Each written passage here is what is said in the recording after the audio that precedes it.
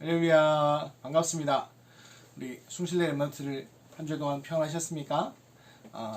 또 많은 일들이 있었고 또 그 동영상 강의 하느라고 쉽지 않겠죠. 그래도 잘 이겨내시고 누리시기를 바랍니다.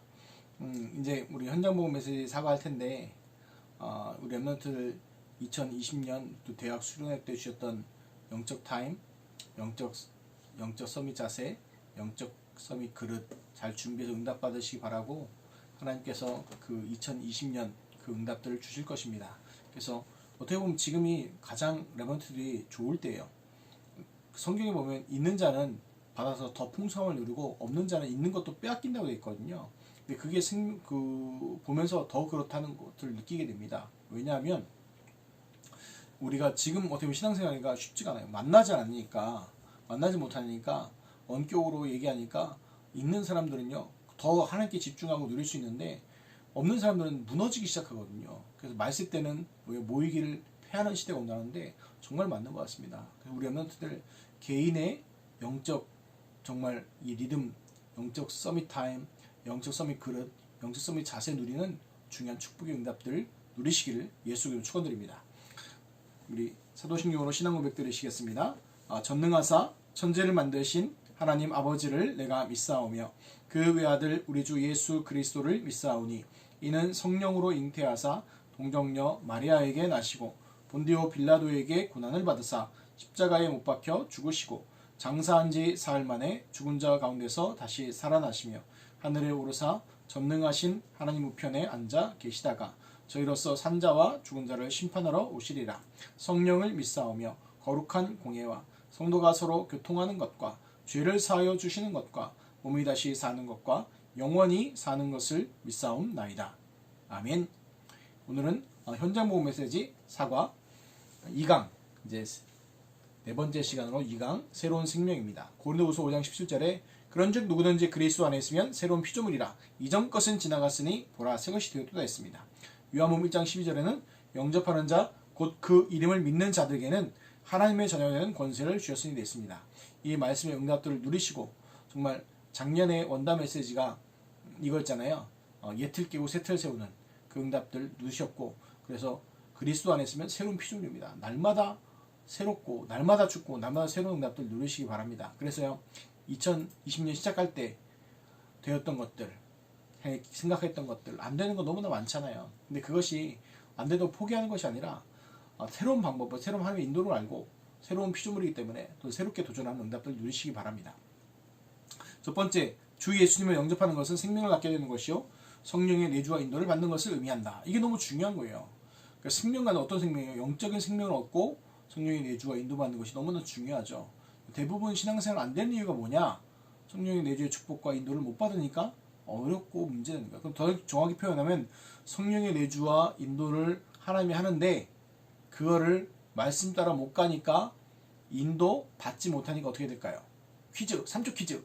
성령 인도 못 받으면 어떻게 될까요? 하나, 둘, 셋. 성령 인도 당합니다.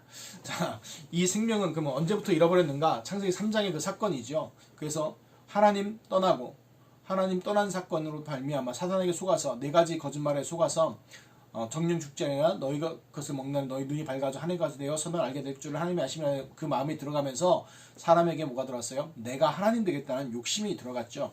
그래서 그 욕심으로 통해서 하나님을 떠나서 멸망과 저주 재앙 가운데 빠져버렸죠. 이걸 보고 근본 문제라고 했잖아요. 그러니까 어떻게 돼요? 그 생명이 없어졌기 때문에, 그래서 사람은 그 생명을 얻기 위해서 인간은 본능적으로 노력하죠. 그래서 인간이 스스로 하나님을 찾아가는 것이 뭐냐면 그게 바로 종교예요. 근데 종교 나쁜 뜻은 아닌데 그것이 영어로는 릴리전이잖아요. 좋은 뜻이 달이라는 의미인데, 그게 사람 입장에서 하나님을 찾아가다 보니까 누구에게 속게 되냐면 사단 마귀에게 속게 되는 거죠. 그래서 그게 바로 결국 나는 뭐가 되는 거예요? 우상 숭배가 되는 거죠. 그래서 우상 숭배의 저는 끝판왕이 저 천주교라고 생각하거든요. 왜 천주교냐? 결국 모든 거 하나님 섬긴다 하는 것처럼 보이지만 결국 뭐냐? 우상 숭배예요. 마리아 숭배예요. 그래서 선행하는 것처럼 보이지만 결국 뭡니까? 복음 아닌 다른 거 얘기하는 거. 지금 한국교회의 가장 큰 문제가 뭐냐면 선행하는 거, 사회봉사하는 거 너무 잘해요. 근데 복음이 없어요. 그것만 해요. 우리가 복음 이거 선행하면서 복음 얘기하면 안 된다 이런 식으로 얘기해요. 그래가지고 얘기해요. 그럼 왜 그런 거 하냐고. 차라리 사회사업 하시라고. 우리는 교회가 해야 될 일은 뭐냐? 복음 누리면서 이 복음 전하는 거지 다른 것 때문에 하는 게 아니에요. 그리고 세 번째 철학, 과학 부분들 이것도 마찬가지예요. 이 철학과 하나님께서 법칙과 어떤 이성과 모든 걸 주는 것은 뭘 하기 위해서?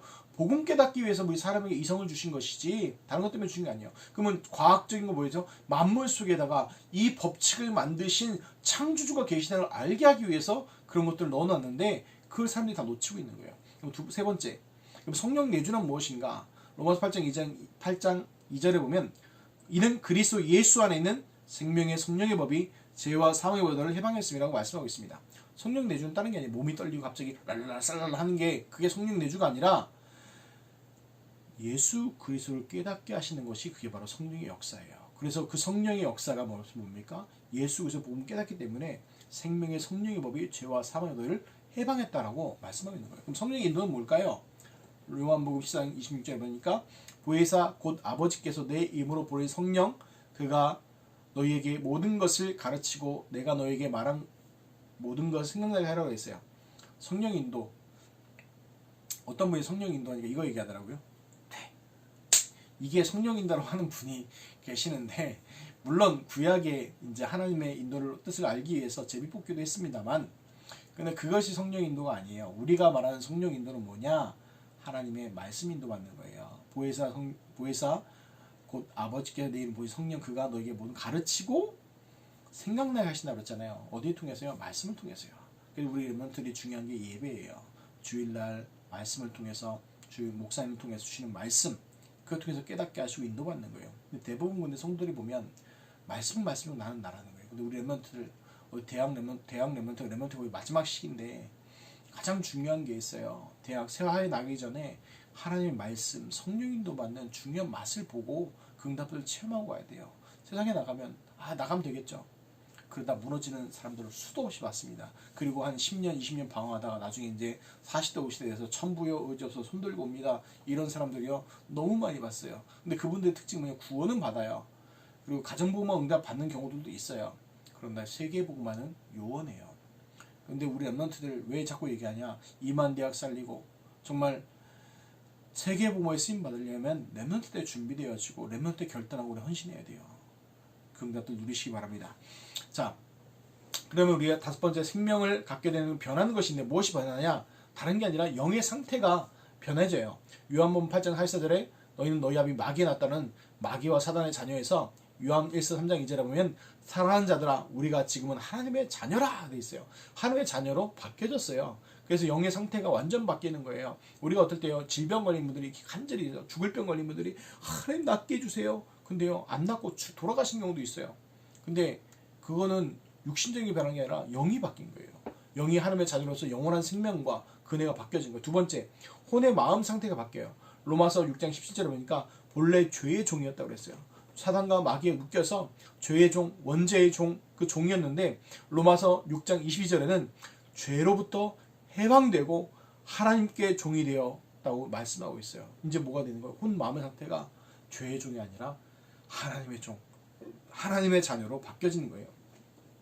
세 번째, 생활 육신 상태가 변해요. 어떻게 바뀝니까? 그 전까지는 에베소 2장 2절 말씀처럼 공중권세 잡은 자, 이 세상의 풍조, 문화를 따라갔는데 이게 어떻게 바뀌어져요? 성령의 인도받는, 갈라디아 5장 18절에 성령 인도받는 아주 존귀한 그런 상태로 바뀌어지는 것을 얘기한 겁니다. 두 번째, 이 생명이 어떻게 주어졌는가? 믿음의 출발은 뭐예요? 사람들이 착각하는 게 있어요. 내가 하나님 믿었다고 생각하는데 성경은 그렇게 기록하고 있지 않습니다. 에베소 2장 8절 9절 보니까 너희는 그 은혜에 의하여 믿음으로 말미암아 구원을 받았으니 이것은 너에게 난 것이 아니요 하나님의 선물이라 행위에서 난 것이 아니니 너희는 누구든지 자랑하지 못하게 함이라고 분명히 말씀하고 있습니다. 무엇이 은혜입니까? 우리 그 튤립이라고 해서 보면 거기서 첫 번째 얘기하는 게 뭐죠? 인간의 전적 타락 얘기하면서 불강력적 은혜 얘기하거든요. 불강력적 은혜는 뭐냐니까 하나님의 은혜, 하나님이 선택하는 그 은혜에 대해서 누구도 거부할 수 없다는 거예요. 거부할 수 있다면 구원 못 받잖아요. 근데 하나님의 그 은혜로 말미암아 선택하셔서 성령이 역사하셔서 예수 그리스도 복음을 깨닫게 하시고 영접하고 하나님의 자녀 되는 것이 바로 뭐야? 하나님의 은혜라는 거예요. 하나님의 은혜, 최고의 은혜가 뭡니까? 이 은혜, 김은혜, 박은혜입니까? 아니죠. 하나님의 은혜, 최고의 은혜가 뭐예요? 예수 그리스도의 복음을 깨닫는 구원받는 그 최고의 은혜예요. 그래서 이것이요 요한복음 1장 33절에 분명히 합니다.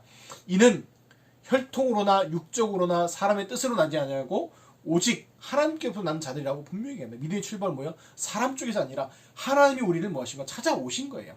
두 번째 믿음의 내용입니다. 요한복음 3장 6절에 보면 육으로 난 것은 육이요 영으로 난 것은 영이니라고 분명히 합니다. 별로 뭡니까? 믿음의 내용은 뭐예요? 예수 그리스도의 죽으심과 부활을요 믿고 누리는 거예요. 그래서 로마서 10장 9절 10절에 그리스도께서 죽으시고 부활하신 건 내 마음에 믿으면 구원을 받으려니 마음으로 믿어 의에 이르고 입으로 신하여 구원에 이른다고 분명하게 말씀하고 있는 것입니다. 그럼 믿음의 근거는 뭡니까? 세 번째 베드로전서 1장 23절에 보니까 하나님의 말씀으로 되어 있다. 우리의 믿음의 근거는 나에게 있는 것도 아니고 누구한테 있어요? 하나님께 있고 하나님의 말씀에 있는 것입니다. 그래서 사람이 착각하는 게 있어요. 구원파들 얘기하죠. 맨날 매달 며칠에 구원받느냐 증명하고 말 해야 된다잖아요. 그거는 모질이들이에요. 죄송합니다. 좀 욕해서. 왜 모질이라고 얘기하냐면 이거 쉽게 하면 이거예요. 여러분 제가 자녀가 4명이 있어요. 나중에 한번 보세요. 다 비슷비슷하게 생겼어요. 근데 이 4명의 자녀가 우리 아빠예요 라고 말하는 게 맞아요? 제가 얘들 제 자녀입니다 얘기하는 게 맞아요. 제가 모자라면 아이들이 우리 아빠예요 얘기하는 게 맞을 거고 제가 모자라지 않으면 제가 얘들이 아이들 보고 제 자녀입니다 얘기하는 게 맞겠죠. 하나님이 모자라십니까? 아니라는 거예요. 정말 능력의 하나님, 권위의 하나님, 능력의 하나님이에요. 그래서 하나님께서 우리를 증명하시는 그걸 요한일서 5장 11절 13절에 분명하게 말씀하고 있습니다.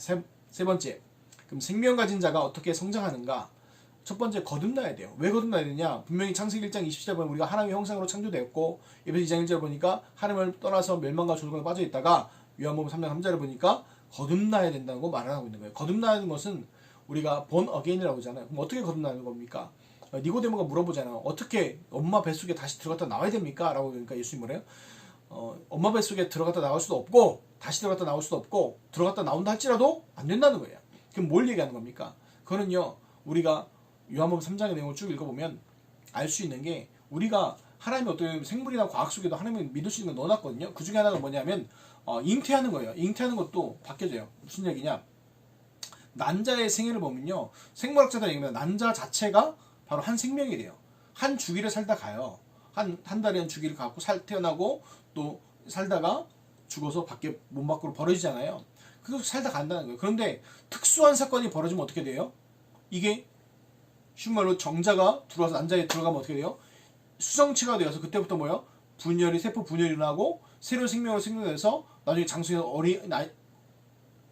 태아가 되고 그게 나중에 때가 되면 나와서 사람이 되는 것처럼 그런 것처럼 우리 영적으로도 마찬가지예요. 우리가 육신과 이 땅에 살아가는 동안에 한 주기 사는 거예요. 그렇지만 특별한 일, 우리 안에 예수 그리스도의 복음에 생명이 들어오게 되면 어떻게 돼요?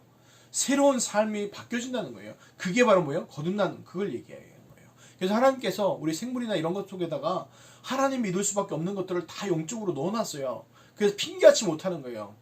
그런데 이걸 전부 다 악용하고 있죠. 가장 많이 악용되는 과학이 지금 천체과학이고 그 다음에 이제 하나님 오는 그 학문들이 너무나 많은데 우리 숭실레 랩런트는 그 학문을 왜 배웁니까? 하나님 떠난 학문들이냐 다. 특히 인문학부는 다 완전히 하나님 떠나 있는 그 과학 너들인데 차라리 공대 쪽이 더 어떻게 보면요 더 나아요. 인문학부는요 완전히 진짜 말리 학문이 인문학부라 사람에 대한 학문이라 그런지 더 그래요. 그런데 그 왜 배웁니까 우리 랩런트를? 그들을 살리기 위해서예요. 이번에 기독당이라 나왔지 않습니까? 저는 그렇게 생각합니다. 하나님께서 우리에게 원하시는 것 정치인도 살리라는 거지 정치하라는 게 아니거든요. 우리 랩런트들은 정치인도 살리는 랩런트로 쓰임받으시 바라고 또 우리 랩런트들 가운데 정치자가 복음 가진 정치가도 나와야겠지만 우리가 알아야 될 거는 싸워서 이기는 게 아니라 하나님 한번 싸워서 이기는 게 아니에요. 뭐예요? 살리는 거예요. 그들도 살리기를 하나님께서 원하시는 겁니다. 두 번째입니다. 그럼 생명 가진 자가 어떻게 성장하는가? 갓난 아이처럼 말씀을 먹어야 되는 거예요. 그래서 믿음은 들으면서 하고 들으면 그리스도의 말씀을 하는 거예요. 무디 얘기도 아시잖아요. 그래서 세 번째 장성한 자가 되어야 돼요. 히브리서 5장 14절 보니까 단단한 음식은 장성한 자의 것이니 그들은 지각을 사용함으로 연단을 받아 선악을 분별하는 자들이라 분명해요. 장성은 언제까지 떠먹여주는 거 먹고 있어야 될 겁니까? 네 번째, 증거가 나타납니다. 하나님께서 증거를 보여주시죠. 오직 성령이 너희에게 임하시면 너희가 권능을 받고 예루살렘과 온 유대와 사마리아 땅까지로 내 증인이 되리라고 분명하게 약속하셨습니다. 그 증거와 그 응답의 모델로 하나님께서 부르셨습니다. 그 응답의 증인의 응답들을 누리시기를 예수 그리스도의 이름으로 축원드립니다. 기도하겠습니다. 하나님 감사합니다. 우리 숭실대 랩런트들 중요한 언약 붙잡게 하시고 새로운 생명이라는 이 말씀 통해서 이미 새로운 생명이 받았고 이미 변화되었던 걸 알게 하시고 또 현장에서 이 응답의 증인의 응답들 누리게 하여 주옵소서. 우리 주 예수 그리스도의 이름으로 기도하며 이제는 만왕의 왕이신 우리 주 예수 그리스도의 은혜와 지 크신 하나님의 사랑과 성령님의 감동 역사 충만하심의 은혜가 우리 언약 붙잡은 우리 숭실대 지교회 랩런트를 머리위에와 그 모든 교수님들과 또 그 산업과 또 헌신하는 모든 중자분들 가정과 산업과 그 후대 위에 이제부터 영원까지 함께 있을지어다. 아멘. 감사합니다. 광고만 했으면 아마 우리 권은혜 랩런트가 잘 정리해서 올려주실 거고 또 포럼과 또 기도 제목들 같이 나누고 공유하시길 부탁드립니다. 왜 중요하냐? 신앙생활은 혼자 하는 게 아닙니다. 영접은 혼자지만 이 지역 복음화와 또 세계 복음화, 또 임원대학 복음화와 숭실대 복음화 놓고 기도하고 같이 포럼하는 중요한 축복이 되었으면 좋겠습니다. 자, 우리 다음 주에 또 만나요. 안녕.